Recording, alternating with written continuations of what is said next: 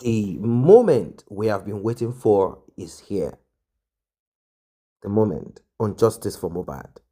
All the years, all the time, money, effort that you have put into justice for Mohbad, the emotion, everything, the quarrels, the fight, the disagreement, everything has come to that point. We are in that moment right now. Wow. Who would have thought about it this way? That it was going to become like, I mean, how can it ever be? How can it ever be that your family will turn against you? Not just when you're alive. The only reason they are embracing you, the only thing they want from you is money. And once the person is gone, they still cannot hide it. All they are interested in is, what can we make? What can we make of it? Some people even said the parents of Mohbad knew. They just didn't want to say that Mohbad had a short life. Some said that Mohbad was not protected, having such a glorious person, particularly from a family where poverty reigns supreme. How come they didn't do all that they needed to do? Now, to an extent, we cannot apportion blame because it takes two at times. In fact, there is a saying that it takes a whole village to raise a child, but it takes one person to birth a child. It takes two people to bring about a child. Mohbad has thousands of people, millions if not, that are ready to go all the way to make sure that justice is served. And you are also part of those that should pat yourself at the back for this wonderful, this that you have put in. It is not easy. It's not something that it's not just something that you will come by. To see thousands of people all focused on one thing, justice for Promise Ileroluwa Aloba. Of course, you're not doing it just because you have nothing else to do. You're doing it because you want a better society. And your own little quota in this speaks volume. It says a lot about the future. Many of us are on earth today. Maybe in the next 20 years, in the next 40, 50, 60, 70, 80, 90, 100, maybe we will be no more. We will be no more. Many of us would have grown old, feeble. But because we want a better society, that's why we are doing what we are doing. Be prepared as we jump right into it. Like, share, tap on the subscribe button. I'll talk to you. Thank you. But he's not happy because once they Gidamola, me will follow. Baba Mohbad wabe, me will tele pull out here. You can imagine. He didn't even tell you when I got there. I took my stand. I said, this guy even blackmailed me. He said, it's nothing new. Almost a sunny joy the press conference. She Joti Mowasi Police Command. Did I see you, Adura? Show your Jew. What game are you guys playing? So because in one day in your family, I can work for years as an NGO. I'm not fighting justice for you. We're fighting justice for Mohbad. And majority of you do not even know what the law says. In criminal matters, the rights of three important actors in any case must be protected and preserved by the prosecutor and the government. Right Taiwan board officially, dogba ni right and you must know it, and that is the law. The right of the victim, the right of the defendant, that's Enito Fiesukum, and the right of the public. In any criminal matter, the right of the public must be fully protected. But she protect the right to Mohbad, none of them protect the right to public, then no case Mohbad. But none of them protect the right to Enito Fiesukum. Right to Unikaluku, London law of. It doesn't matter whether the person will still go to jail.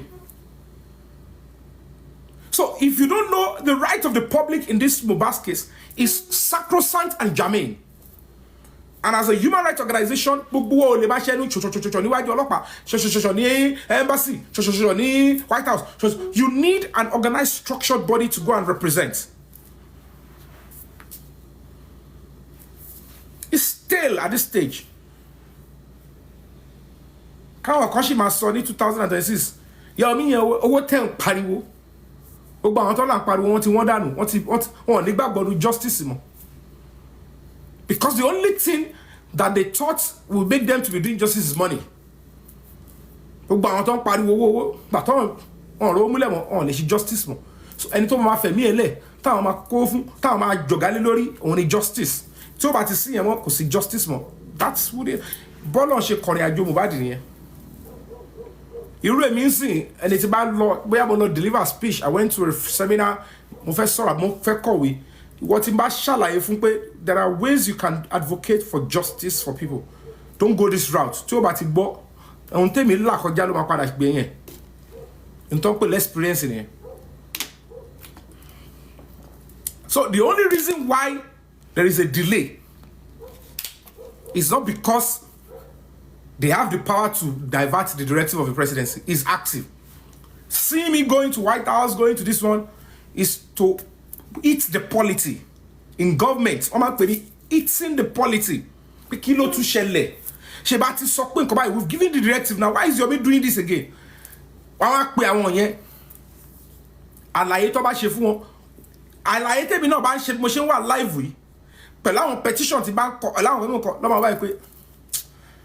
Okay, you guys can go. You know what? I think, you know, your me, social media, whatever it is, let them deliver on the mandate. Get our new team. Transfer on yellow. Let's go. But don't want to withdraw cases. Transfer, don't punish those ones. Transfer them, get those ones, give them that they should work with your Miss Lawyer, the NGO, and let them finish up the rest of the suspects. You go after them. President Koloma Macron bito alamawa adura kiri, darusha kiri, àwọn kiri káàkiri, ababa Mohbad káàkiri. Ṣé Ọlọ́run ṣe gbo yẹn.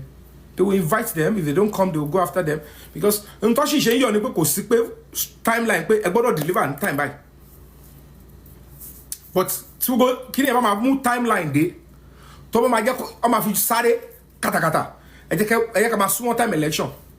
Bóyá nú èmi àbí títí wọn níjọba bá gbé máa wò wẹ̀yìn. Pẹ̀lú ń táwa tí ń tò lọ́nlẹ̀ tẹ́ ẹ wò tí gbogbo yín ò mọ bó ṣe ń lọ yìí tó ń fẹnu àtẹ́lù yẹn, you will now know that experience activity mi mọ̀ as level tí mo ti dé mo mọ iṣẹ́ tí mo ṣe lábẹ́. In fact mo ti lọ gan, mo ti ń pèrò sọ́kọ̀ ju tó wà lẹ́ because wọ́n fẹ́ pa àwọn pípù lélẹ̀ kéèsì yóò ṣe dànù wọn. I can tell you all for free, mo fi Ọlọ́run bá búra, this Mohbad case cannot be swept under the carpet again. Àfẹni tí ó àfijọba fẹ́ gbé ó kàn fẹ́ wò bẹ́ẹ̀ gbé ó kàn fẹ́ finish everything ó ti ń léwu bọ̀ more, because even the real opposition yàtọ̀ sáwọn tó fẹ́ ṣèkà fún ìjọba tẹ́lẹ̀ o, more people now say nǹkan tá lè fi báyé ìjọba ìjẹ́rìí lè. We have everything to work on this. So the more the noise, the more people will now say ẹ jẹ́ ká lọ wá kíní yẹn. So I'm only just taking time to say alternatively, kawa evidence in me.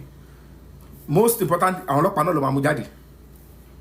But those professionals investigating now, between you and I, at our Jakazu, at our family Mohbad, want to penetrate.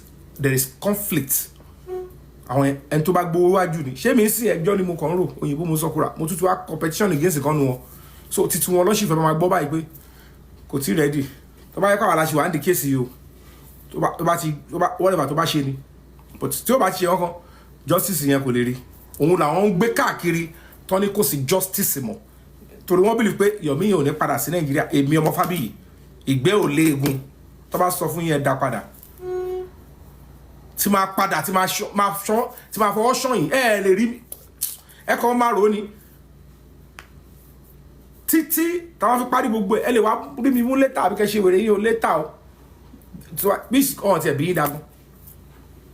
ẹmu ẹkì ẹran bí òrẹ̀kọ̀ gbà tó ṣe pé ọjọ́ ṣáwọn mọ̀gbà tẹ pa Mohbad ṣáwọn mọ̀gbà tẹ jọ ń ṣe wòlímọ̀ yín tẹ̀ ń ṣe wèrè yín ṣáwọn mọ̀gbà tẹ jọ ń ṣe wòlímọ̀ yín tẹ̀ ń ṣe wèrè yín so ẹni tó padà ẹni pé eventually ẹni tó padà kó gbogbo kurube tó arrange kurube fún Blessing àti Wunmi àṣírí ẹ̀ gbọ́dọ̀ tú ẹni tó fá Mohbad lórí àṣírí ẹ̀ gbọ́dọ̀ tú tọ́wọ́n bá múlẹ̀ àwọn tó wà nílé kọ́ lọ forí ko àwọn tó fa lórí àtàwọn tó ṣe gbé ohun ọ̀kọ́ sọ ohun ọ̀kọ́ bá sọ ẹni tó rán àwọn yẹn wá gbogbo wèrè tó ṣẹlẹ̀ ẹnu lé yẹn wàhálà tí wọ́n nìyẹn ọmọ ohun tó ṣẹlẹ̀ ọlọ́pàá mọ́ Mohbad ò kì í ṣe Muslim ẹ sáré sí London 24 hours ẹ fa lórí kílẹ̀ ẹ fa lórí fún ẹ report fọlọ́pàá ẹ ṣe kankan ṣé bàbá yẹn fẹ́ sọ gbogbo ẹ wo bí many things wà lẹ́tẹ̀ẹ́ gbọ́dọ̀ wá èyàn ò sí gbọ́dọ̀ wá fẹnu sọ so when you understand ibi tí kéèsì ń build lọ ẹ mọ iṣẹ́ tẹ̀mí a máa build ẹ̀ débi pé ìjọba máa wáyé pé ṣó yẹ kí irú kéèsì tún máa dìde kó máa everybody máa tún jáde kó fẹ́ protest because it's either two things tó máa padà ṣẹlẹ̀ ó máa hàn gẹ́gẹ́ pé the real order from above tó ní kí Mohbad gba justice or the presidency and the president and everybody to get leader say, you know what I'm a war of Shadani. They should finish up the investigation. I mean, only couple of them why they say, okay, you know what? But if I still want to expedite it in our own timing, I get back to Nigeria. Johnny. Go back, possibly by the special grace of God, get a new team. Ito tu abe to tu dùn jù ní pé bá ṣe ń bá lọ igan tó bá ti dé stage kan tó bá ti gbé bàbá Mohbad ta expect ko gbé ó pẹ́ jù the next 2 weeks we get to court ìgbà tó bá ti mo ti dọjọba tí ó di court ló ń pàṣẹ fún ọlọ́pàá London aṣíwájú kó tó lọ finish case Mohbad kó arrest gbogbo àwọn suspect tó kù adájọ́ rí every reason to believe that he should be arrested bóyá judge máa wo coroner inquest recommendation àwọn evidence tó obstruct CCTV ọlọ́dẹ̀ bá wọn ṣe gbogbo nǹkan tó block yẹn side ọ̀dọ̀ tèmi ni ọ̀dọ̀ mi gangan ló ṣẹlẹ̀ sí jù bóyá bí tí bàbá yẹn sọ pé àlè ló pa Mohbad tó bá ṣe DNA wọn bóyá adájọ́ máa sọ pé kọ́ṣẹ́ lọ ṣe DNA kó tó sọ fún pé you claim you are a father you are a complainant why are you asking police to look for ẹni tó pọ̀ mọ́ ẹ when you readily know. So they should arrest you and tell them. Ma sọ lórí social media sọ fọ́lọ́pàá. Àwọn tó lọ́pọlọ èèyàn náà mọ ẹni tó pa ọmọ òun àlè ni. Ṣé èmi ni kó wá sọ fún ni? Kọ́lọ́pàá lè lọ arrest onítàn. Àbẹ́ ìfẹ́ kọ́ mu ni. So kó wà nílé ẹ̀ ń bẹ̀ kọ́ sọ pé okay ẹ má ti sọ fún ẹ má sọ o. And police should be looking at that person. Ayé yìí ti bàjẹ́. Ẹ fẹ́ borí lè dé ayé yìí ó lè bàjẹ́ sórí yín kò ṣorí ibi táwọn ọmọdé tẹ̀mí bímọ sí tẹ̀mí gbé. Who is he? He's not bigger than the law. E wan lẹ́nu bí tẹ́ máa ń parọ́ yẹ̀mí yẹn ń wọ́ owó yẹ̀mí yẹn ni máa fọ́ tẹ̀lé. Yẹn ni máa sá fún at this stage of my life. Until you have a shele, the time to do things is when people are not willing. It's when do it when they say it can be done.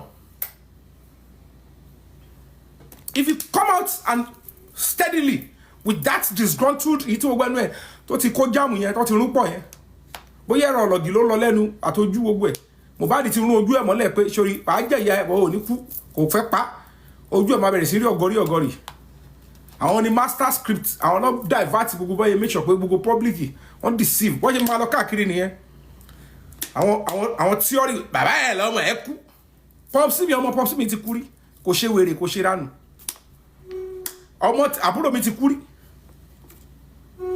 ajá ti kú ajá bó ṣeré ó ti kú rí so kò sẹ́ni tí ò ní human feelings nínú wa kéèyàn kan máa mú story tó clear báyìí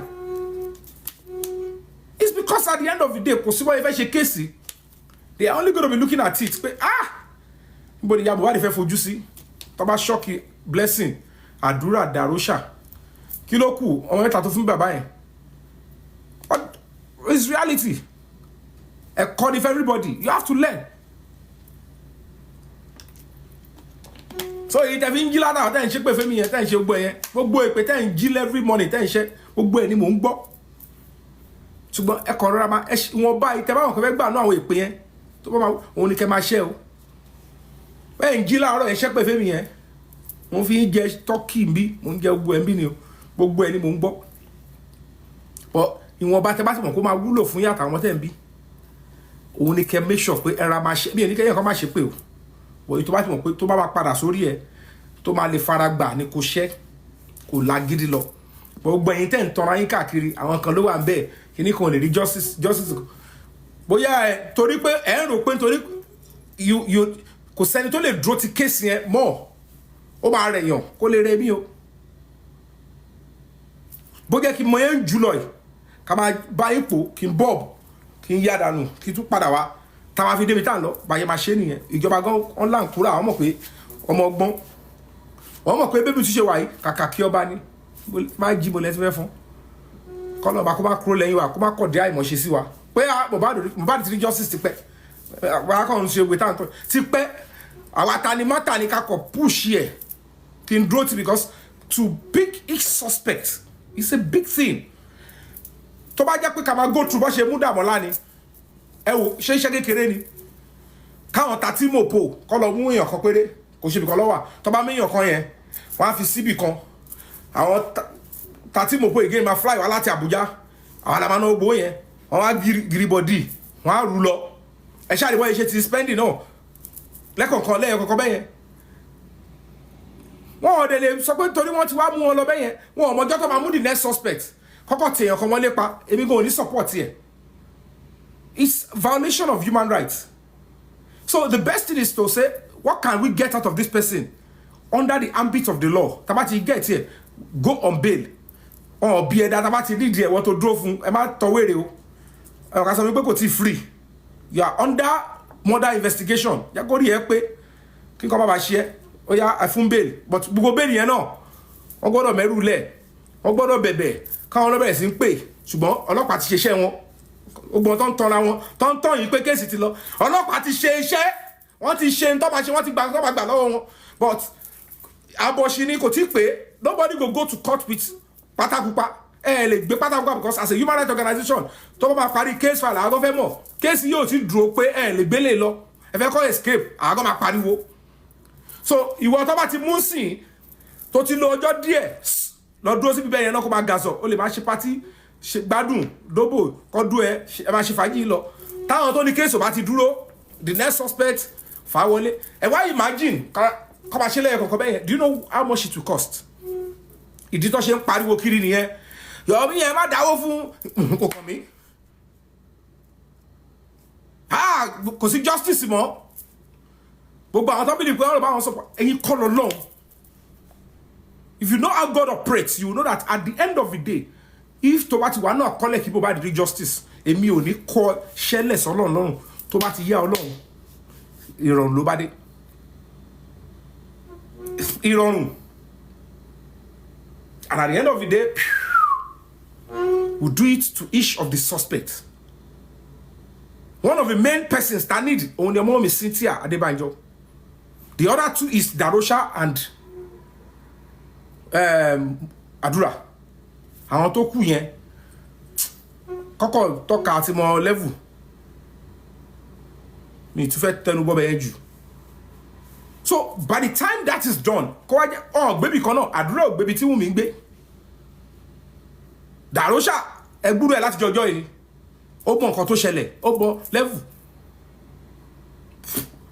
so kéèyàn máa wáyọ̀ káàkiri so ṣọlọ́pàá tó wà l'Ábùjá ló mọ̀ wá ifú kan pàṣẹ fọlọ́pàá Èkó kọ́kọ́ máa wá káàkiri àwọn ọlọ́pàá tó máa wá káàkiri yẹn ṣe igi lọ́wọ́ fi máa rìn kiri àwọn máa gbọ́fẹ́ kiri ni wọ́n ní gbé mọ́tò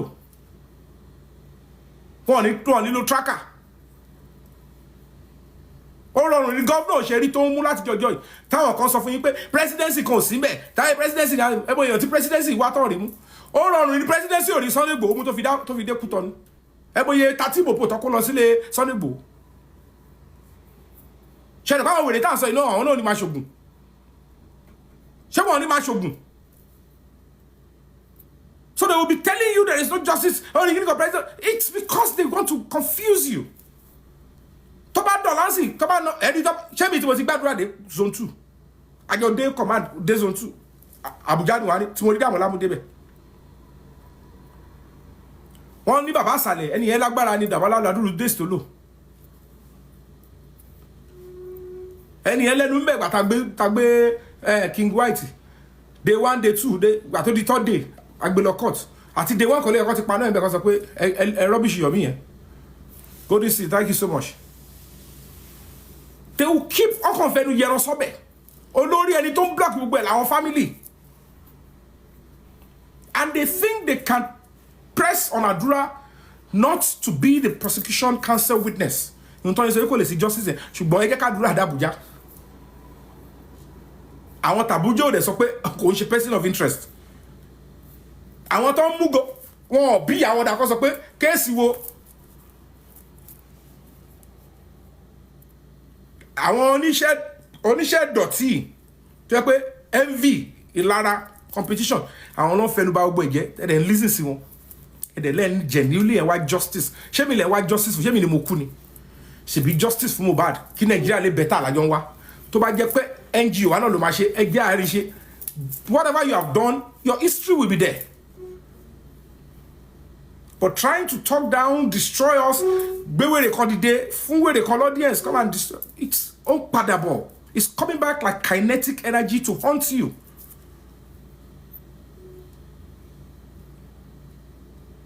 Because I have done exceedingly well and too much to at this stage for anybody to even keep distrusting. Yomi yo wa justice àbí Yomi ó kàn wá ń while away time kò tẹ̀ ní idea tó ṣe. Ìgbà kan lẹ́yìn sọ pé àti sọ̀rọ̀ jù. Ẹni tó sọ̀rọ̀ jù náà ló ṣì make progress, ló make movement, ló ń ṣe. When you read the petition against Baba, call counter, call lọ tó wá ti pè wọ́n call lọ bẹ̀ kó sọ pé rọ́lá nǹkan. Because ordinarily they were trying to remove him, and now we have made it official that as an NGO we are not going to be supporting any attempt to remove him from the case. I'm telling you guys the honest truth now. Nibo, we are not going to be supporting that because Emi Oshe selective justice. Not even when he is making every effort. And you are with the justice and you are doing the opposite. The matter about law fly. What's that nonsense? If you want to betray your son, come up with your full chest. Be our toku. What should betray Mohbad? So that the public will know they are the ones fighting for justice. But coming to stand with the public as if you are truly with the public fighting for justice. But I want to public saying, and you to eke public. And while the public is saying, we return to rupo. I do the social media. I'm a learn where they come. Kimati, I get multiple life today. Get a competition because Timati will be the color. All of them were more kiero buren. Could make sense now. To manage or what the corope if you like to talk about and could sing or talk about because I thought it's a public body. If the people of like minds are already interested, killing Mamalama, I want Remy, I want you interested, thought him okay, justice for bad one, Monshe crusade by our donate to you. But to provide our interest in justice here. So, because say if I trust in people that are already committed to the struggle, not because there is money that I'm owning on Mameloju Echo, will be taking about life. It's a shanu we pay, but why they put their projects. Ha, kumarai lo ṣiṣẹ́ tó ń ṣe. Tí bá ti lè ya cinema movie, ṣé mi lè ya own video tí ma gbé sórí YouTube ni. Do I need anybody to put movie on YouTube? Ẹ wo iye tí mo fi wà lórí case. Ẹ wo àwọn tẹ́ ń dárúkọ ṣé ma ti fi ya movie, ẹ bo ye tí mo lè fi movie ya. Àwọn tẹ́ ṣe ma ti fi ya movie now. Tí mi ní ṣe gba àwọn kan tẹ́ béèrè fún yẹn. Most of the things I was doing, I won't do them. I will spend the money on shooting even home video to keep myself busy. But I am committed to a cause that involves all of you. Because I believe these people, everybody can be on the front line. Some will support, some will pray, some will protest. That is what it should be. It's simple to understand. You now allow your platform, one sick individual will just come on, tell mo ruko, tell mo bosheri, tell mo lie, tell mo noe. Amadaru come shaka. Everybody, they are bold. You tell me about it, America lo wani, Canada lo wani, threatening my life the way you have been doing before. Mention my full name, give me your address, your phone number. Confirm me your full name, orukwe, ati phone number. That's all. If I don't take it up with me, normally. Ọlọ́mọ jà kó ẹjọ́ kò ń ṣe bí pé kó lè má pa owó tó máa fi jàfẹ́ tó ẹ̀. If I get in low money and you don't want to mama okay, I want that money because you threaten my life. What do you permit because it means you're already conniving with some people to kill me. Then I have to fight and protect my life. Because if I say the same thing about the same person, they will do the same thing. Because there's somebody Baba Shishoriti no Kiyoshe. And it's about my rights here, locally or internationally. I will drag anybody to any level. Well, if I was a case in 10 years, I'm a justice fighter. I'm not a blogger. I'm not a fracas. I don't do that. I'm beyond that other stuff. I'm a professional filmmaker. Ishati Moshe is acknowledged all over the world. Anywhere I stand, I'm bold to say I'm a professional film actor. Put my name on Google, you find it there. And let me want to beat Moti film. I have over 2 decades to my sleeve. Odu continue obage. To ma sha àwọn wèrè olórí burúkú àwọn actress olórí burúkú méjì tó pé gbogbo àwọn yìí ke lọ ti kó phone lọ́wọ́ wọ́n ti create a blog. Ton borúkọ yan jẹ́. Me ní scandal ilé ayé mi. I'm one of a few actors me ní scandal. Tẹ́ bá kọ rí pé Yomi yẹn wọ́n máa yí gbogbo nǹkan bá ṣe wọ́n sọ di controversy. Ẹ wo ru ọmọ tó jáde tó ṣe Big Brother àti ó ara olú ẹ̀ jáde. Inú Big Brother ńbẹ̀ ó dárúkọ mi òun ló fans mi.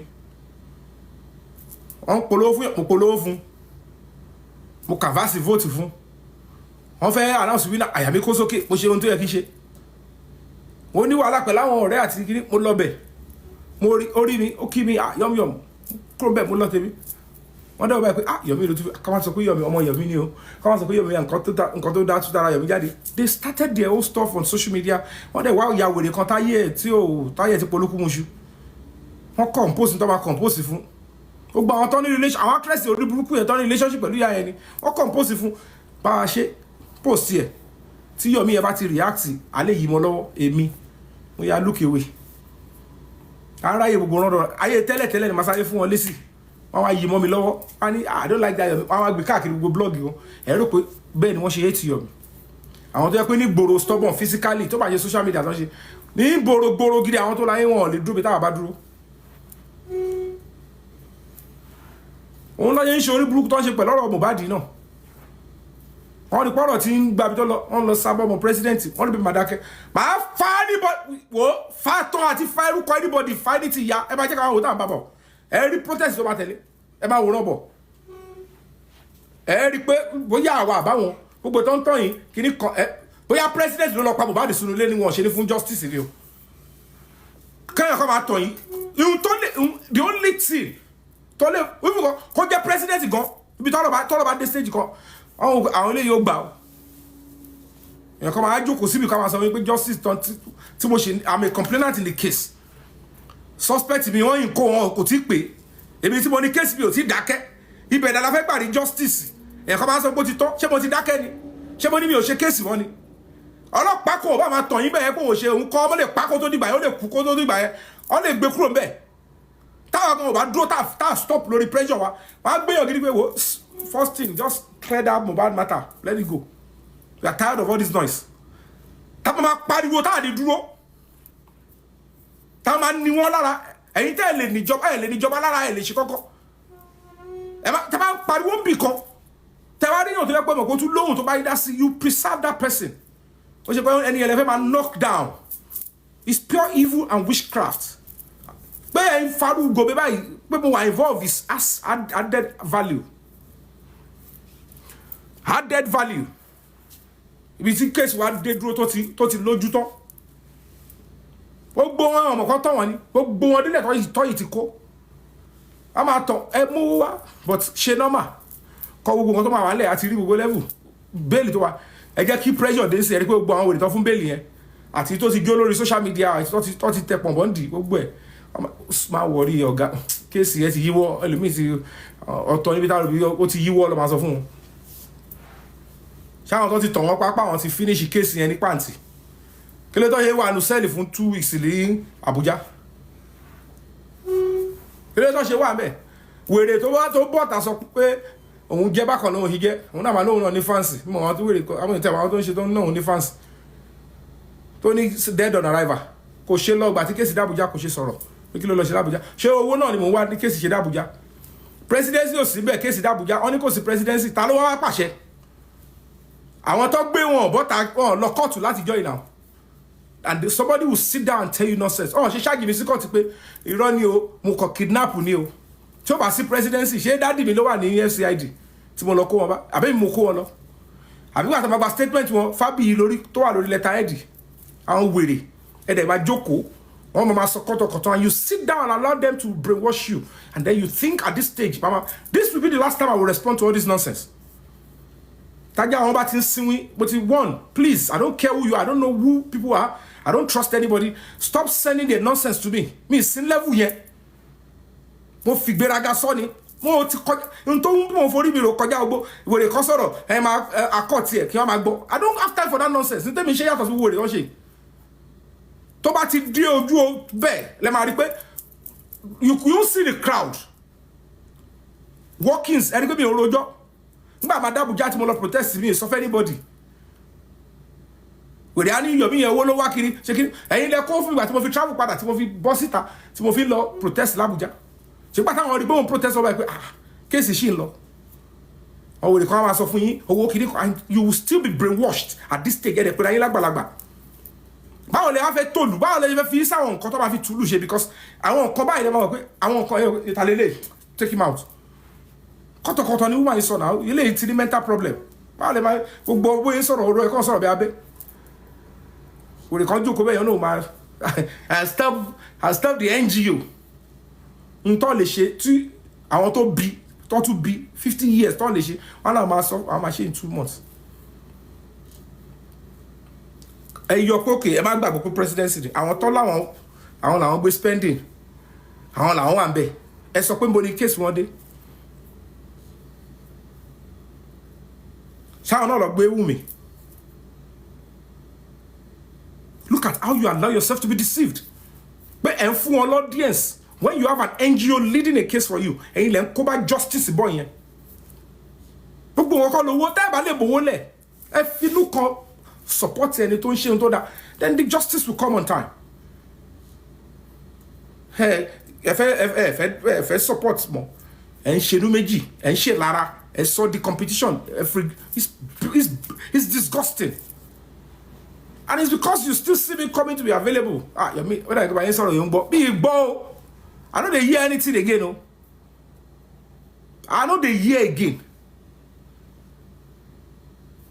kọ́ gbogbo àpọ́nlé jẹ́ ọlọ́gbọ́n kan tẹ́ni sọ jẹ́ nǹkan ọ̀hánú ẹni kọ́ bá dà pé kò wá sọ́dọ̀ wa mọ́ mo rí pé if you cut yourself to pieces for some people they won't appreciate it kí ẹkùn kú sílẹ̀ 15 years time ìran ajá kọ́ ló máa ti sọ pé ẹ pẹ̀lẹ́ mẹ́ẹ̀ fún ìran ajá kọ́ o àwọn tó jẹ́ ẹ̀gbọ́n Joseph bí Joseph ṣe sọ pé àwọn ńlá òun rí kọ́ báyìí àwọn ló ń rí bí ìgbéraga Joseph ń ṣe tọ́lọ̀ ní kò ṣe I'm just doing what I need to say ẹ̀yin lẹ máa process ẹ̀ bọ́lọ̀ ṣe dá yín nìyẹn ẹ̀ máa rí ìgbéraga ẹ̀ rí gbá kan ẹ̀ rí kinní kan yóò tẹ́tí fi social media bà mí lórúkọ jẹ́ mi ò rí gbẹ̀yà ni mo tọ̀ mi ò rí tọ̀ àbí okó mi ò le ẹ wo gbogbo rọ́tọ́ ti pa lọ ẹ wo wọ́n èlò gbogbo àwọn èèyàn ẹ wo gbogbo àwọn wèrè tí mi mọ̀ pé wọ́n ti mi mọ̀ pé bọ́ra ni wọ́n ẹ wọ́n yẹn switch on me láìṣẹ̀ láìrò because of peanuts I wasn't even protected enough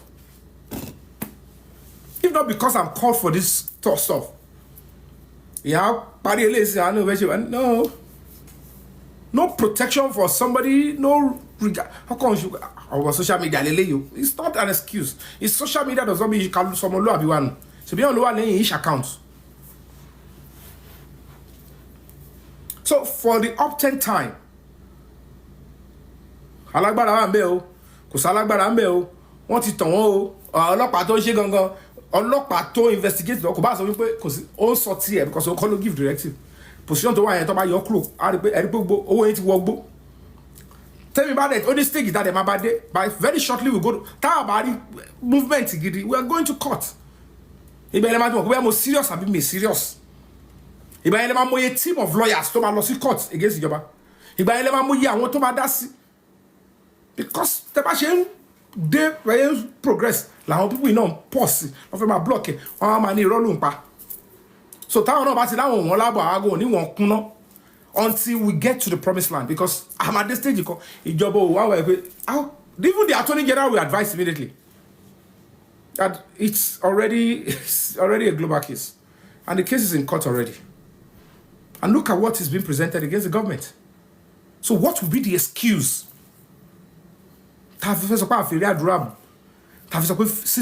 Remainder of a video, press conference, all the videos will be presented at the court. So it will now get to a stage, embarrassingly. Legitimate job. The shame will be on the Nigerian police and the Nigerian Police Service Commission, and that is why we will still sue them on civil suit. We have to force you. And it must not get to that stage. He will be treated as a suspect in this case. Justice on social media. I'm only using this social media to express what we are doing. I am facing this on behalf of the public, and 101% I will be loyal to the public and the temple of justice. I am not committing a crime. I am not overshooting. I'm not running ahead of my shadows. He is a rogue, he is unfit to be in that position, and he's a criminal, and he should be expelled from the Nigerian police force. Criminals here. See, I don't care that I've given no oath against you. I don't have any regard for you. You must stand and remember that you swore on oath.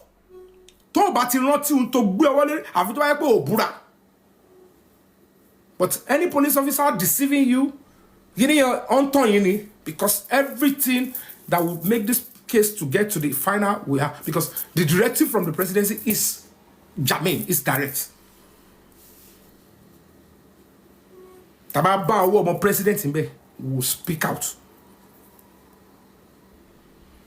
If you have a credible lead, vital documentary evidence, we'll take the right action. I'm in the sea level on life today. I said I want to contribute my quota to my country. I am an institution in my own right. I protect and preserve the tradition and culture of Nigeria through my movies, and then giving back to the public with my NGO. It means I know what I'm doing, and I followed the due process of the law to have my NGO registered. I went to screening with the CSC and with EFCC to get my SCOM certificate.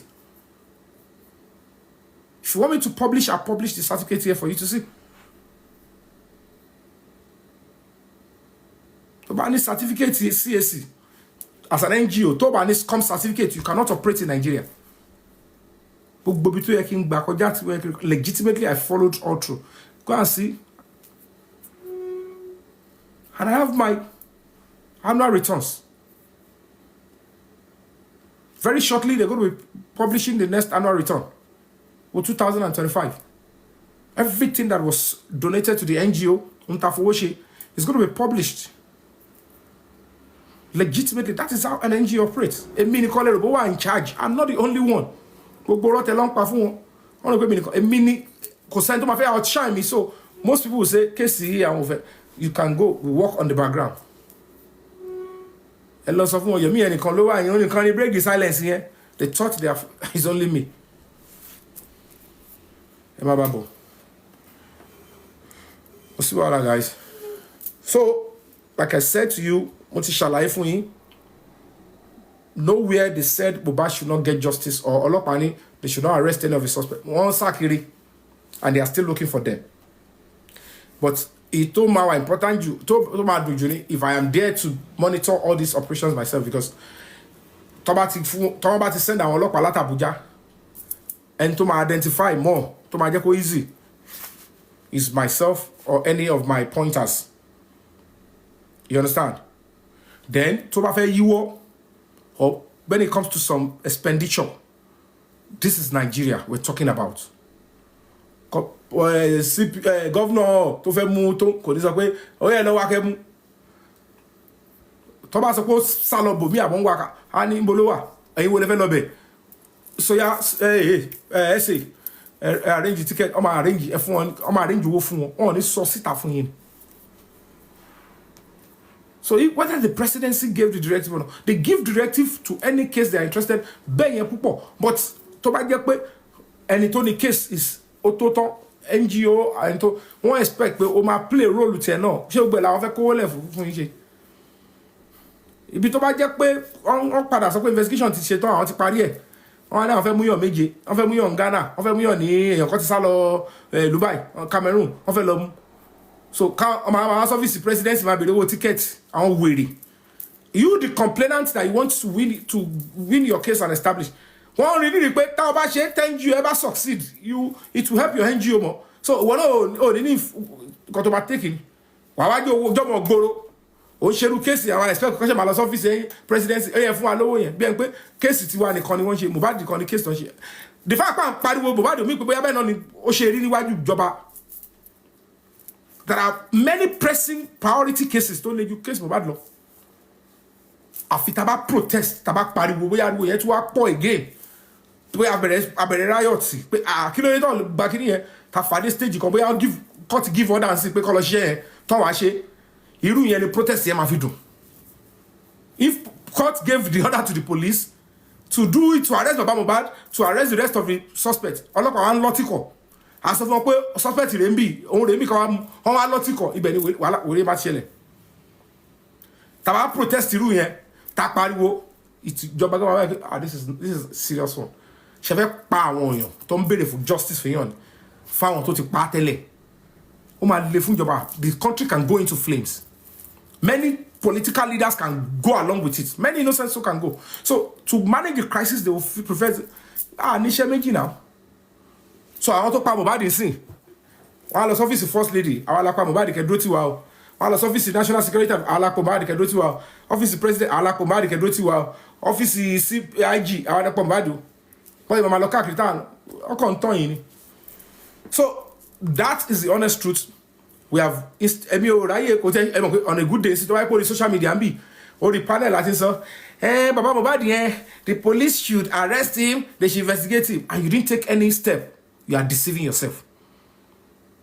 If I have joined you to say I suspect that Baba Mohbad should be properly investigated, is doing this. See, take the right step as an NGO, I am deceiving you. So when you see anybody on social media seeing us take the right step, and to answer koto, if you want, if someone the tissue paper, if you know, they can trash one, can flush one away. On jamon kokon, oye, on jamon nada. He has committed a serious crime.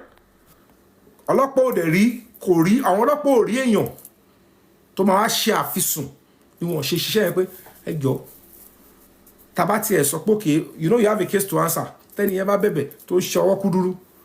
But when the public, lawyers, NGO are pointing the police to the right direction, oh my shit. And then the truth to be established. That's why our core, public in it. These NGOs and the lawyers, they are seeing it. There is a complaint already. We have to look into it. Attempt not to look into it, it means that they are already infringing on the law.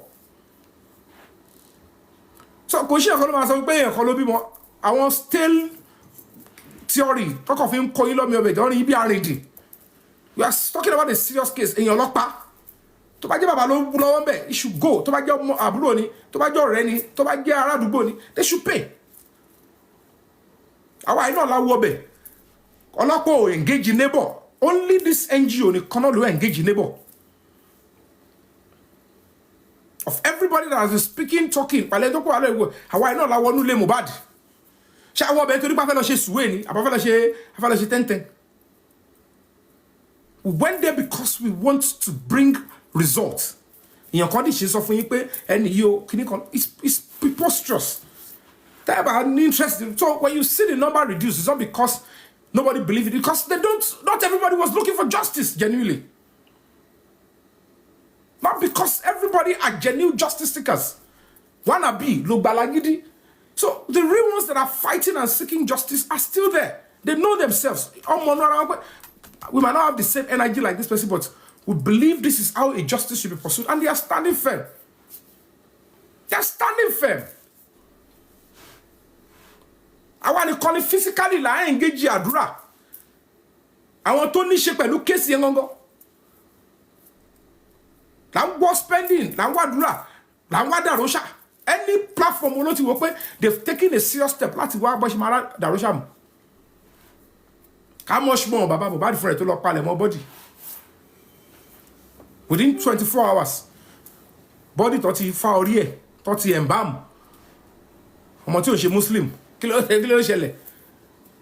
All these things are germane points that we have to look into. Oh, well, reports about good report jáde about now. About ọlọ́pàá Èkó ló ṣe iṣẹ́ dọ̀tí. And they've seen the truth in Abuja. So we must stand to the end for that boy. Iṣẹ́ tèmi àti yín ní láti ṣe nìyẹn. N tó ń pè ní justice fighting nìyẹn. You must be willing to sacrifice, risk your everything. That is the nitty-gritty of fighting for justice. People will look at it and say, there is roadblock. You want to believe in the cause, and there is a way.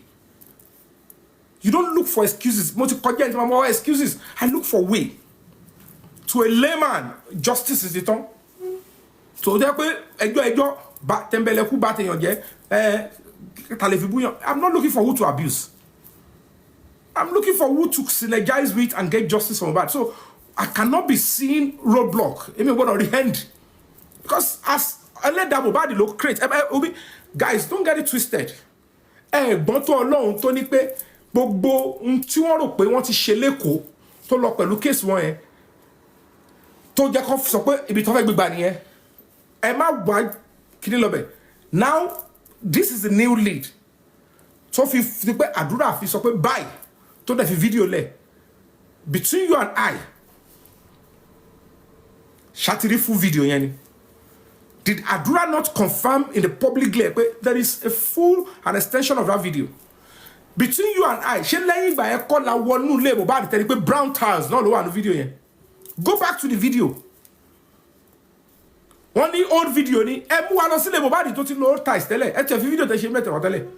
To joruf tiles yan. Old video ni láti jọ àtọlọ́pàá Èkó àti gbogbo wọn ṣé wọ́n rí mú jáde. Now we pursue the case to Abuja to the highest level. Wọ́n wá fẹ́ múlẹ̀ just because they have money to bribe their way.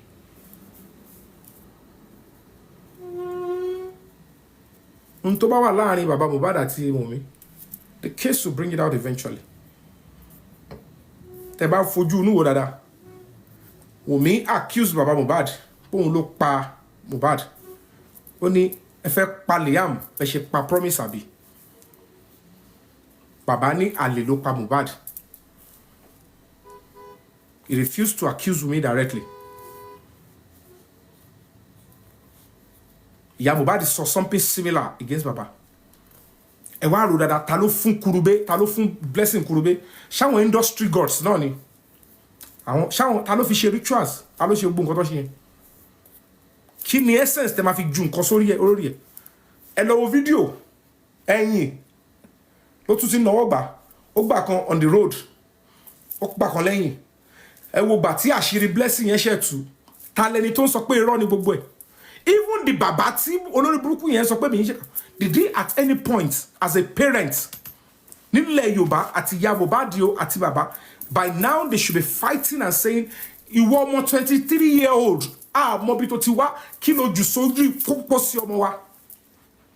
Gbogbo ọmọ káàárọ̀ oòjíire should be standing up and saying egúnlélẹ̀ tó bá ti mú ọmọ 23-year-old tó ti gbọ́ngbọ́n pé kóun lọ di aṣọ di ẹrù òkú fún òkú pẹ̀lú àwọn kurubé tó nípọn àwọn àdó tó ti fi ra iná burúkú àwọn ọ̀fọ̀ àti àwọn nǹkan tó ti jó sínú ẹ̀ burúkú gbogbo tó ti collect papọ̀ àwọn òbí yẹn àti àdúrà ò bá jà pé kí ló jù sójú olórí and we the public are fighting and saying no. And then you want a government to say yes, that is the new normal in Nigeria. That government should come and show themselves and let's see. You think the government of Asiwaju will stand and support and back such a thing?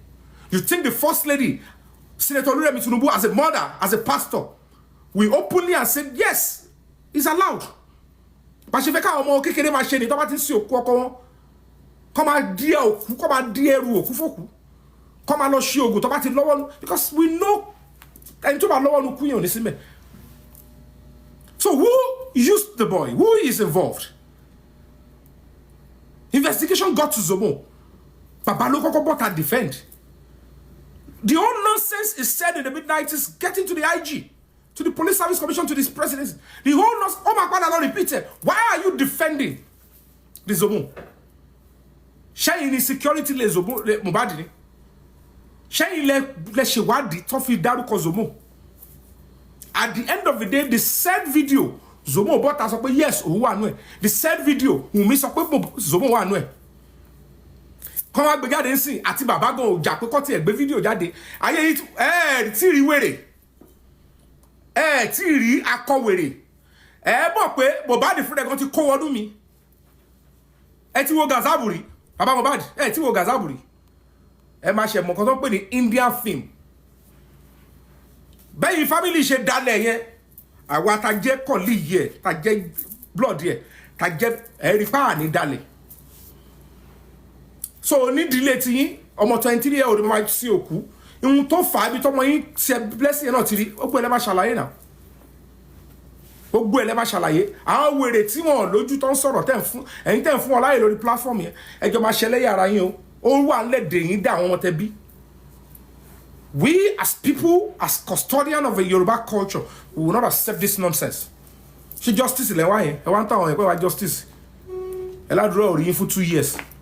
So nọ́ọ̀sì tẹ́lẹ̀ ẹ sọ pé gún ọmọ yín pa tẹ́ ẹ̀ rírí tí ọmọ yín ò rírí tó inject ẹ̀ tẹ́ délé ẹ̀ tẹ́ bókọ̀ ọmọlẹ̀ lábẹ́ staircase tẹ́ rí duvet tó sọ̀kù fẹ́ gẹ̀ àwọn ní nọ́ọ̀sì kan gún pa nọ́ọ̀sì tẹ́ ẹ̀ rí yẹn títí ọdún méjì tẹ́ fi ń ṣe I want justice for the Mohbad nọ́ọ̀sì tẹ́ wá lógun pa ẹlẹ́ẹ̀fojú rí ọ̀dẹ̀lẹ̀ pé àwa táwọn ọlọ́pàá táyé wọn ò ní padà táyé tó yẹ pé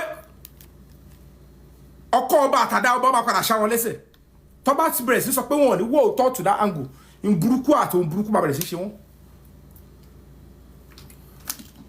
They must tell us which police station. èèyàn á gún ọmọ pa ọmọ tẹ sọ pé his life is being threatened here and there nọ́ọ̀sì kan wá gún pa ẹ fi wèrè lẹ o ẹ wá lẹ débẹ̀ ẹ kó búrẹ́dì àti bọ́tà láwọn kan lọ́wọ́ wọ́n tẹ̀lé pull out lọ wọ́n sọ yín di star so ẹ wá débẹ̀ ẹni yẹn ẹ tún ṣì ní effrontery èmi ò fojú mi rí o ẹ fojú rí for 2 years and you are going from station to station media house to media house so ibi tó ti nọ́ọ̀sì ẹ̀ wọ́n fún 4 months ó ti dèwọ̀ something is terribly fishy and then somebody is asking that we should not ask the police to investigate. Tani kọ́ lọ investigate? Ṣé bàbá Zazu ni kọ́ lọ investigate? I cannot blame Yomi Fabi for this. I cannot blame him at all. Frustration at times creeps in when you have done a lot and you're hoping to see at least positive results. You are hoping to see truth manifest, but unfortunately, those who are not, they are not really into what you are into, and they are even family members of the deceased. When you see some of the things that Mohbad's father did, it brings you to a point where it creates this anguish, this sorrow, this pain. You wonder the whole cover-up, lies, manipulation. It is so sad. It is not something anybody will applaud or be happy about. But for those who are not positive-minded people, for those who are not seeking for justice, obviously, to them, what is wrong with this guy? Why can't he mind his business? Why is he all and on about this? Is it his son that passed away? Let him go and face his movie thing. Why is he so concerned? It doesn't work that way. After all, we did not call on him to begin the movie craft, to start as an act, to act movies. We didn't, so we cannot tell him to go there. We can't. He said, "This is what I want to do, and this is what I will do." So that's basically what it is. I know he does not agree with Yabo Joe. Of course, he doesn't agree with Yabo Joe. There are a lot of issues surrounding that, and I don't want to go into it. We've talked about Shekbeteri on this platform, and we've not like dealt with her matter for a while. She has gone off radar. That's just the reason why she has gone off radar. The day she comes back on radar, so social media will not forget about her anytime soon. So Yomi Fabi, this justice of a thing, it is unbelievable. It is unbelievable. Even at the demise of Mohbad, antagonism, a lot. When I say a lot and a lot is still against him. Even at that final moment, a lot is against him. Look at how his journey. But I don't want to blame Mohbad because he has no way to respond and answer for himself. We can only learn lessons from him. And for those who think maybe Mohbad's father, whilst Mohbad was alive, didn't do enough, I hope you have learned that there are certain, you just have to, you have to put in an effort in a certain way. I remember when Mohbad's father said, we had already found out that Mohbad was going to RIP, that there is something like RIP, running after him, chasing him everywhere, every here and there. And we said, okay, let's do something. I still cannot understand why Mohbad's father, maybe because the other woman is the one taking him to where the spiritual exercise is going to be done. So Mohbad's father did not want to include Mohbad's mother in that journey. And he can't go to that place alone because the person taking him there is a female. That woman, I don't know if he's married to the woman. I think, yeah. So he could not take Mohbad's mother there. That's why he requested for Mohbad's used clothes so that they can do whatever they want to do to ward off the demon or the spirit or whatever. They do whatever they need to do on it.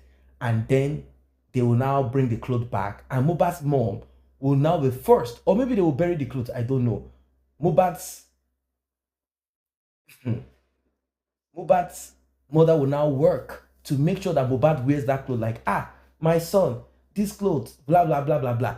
But at that time, that moment, Mohbad's mother was suspicious of Mohbad's father and also of the new woman. That woman's leg is so long, meaning she knows a lot of diabolic places. So, since Mohbad's mother didn't trust, then she said she played her own game. She handed them over a cloth that looked like something that Mohbad will wear, but not for Mohbad, and gave it to them to go and do what they did. Now, whoever it is that owns that cloth, maybe RIP is following that person. Mohbad's mom said, I had to do what I had to do because I don't trust these people. What if they manipulate and use juju to tidy my son? Like, maybe that woman wants to steal my son's glory. So it means that Mohbad's father and mother, both of them are not supposed to divorce. They are not supposed to separate. So the first attack that they allowed into their life is divorce. If they did not divorce, Mohbad's life will be settled. Is this a lesson to you? Because we can go on and on about, there are lessons that we should learn now. Both of them are not supposed to divorce. They are not supposed to separate. That was the first attack. Their separation brought about, even if let's say they are separated, they could not even co-parent. Something that is alien to many Africans. Co-parenting in peace. No, it's that the woman is weaponizing. Doesn't matter the level of education. exposure or whatever, weaponizing the child or children against the man, or the man saying, I'm a man, you cannot have access. It is so sad. It is so bad.